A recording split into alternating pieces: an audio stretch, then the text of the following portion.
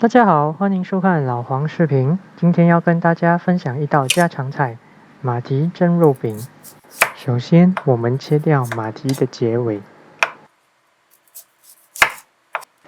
再将它去皮，然后切片。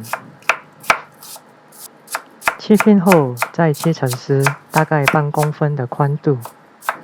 最后把马蹄切成粒状。将马蹄和猪肉碎放在一个盘中，放进1茶匙的盐，1茶匙的糖，糖有提鲜的作用。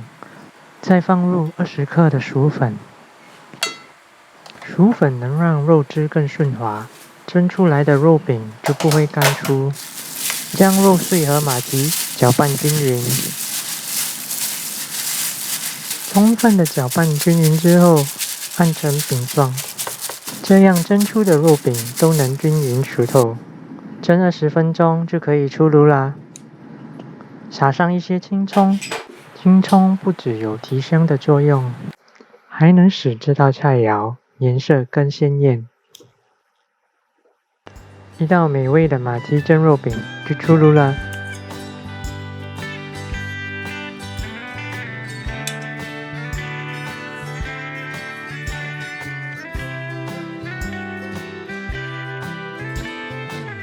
想看更多的朋友可以关注我。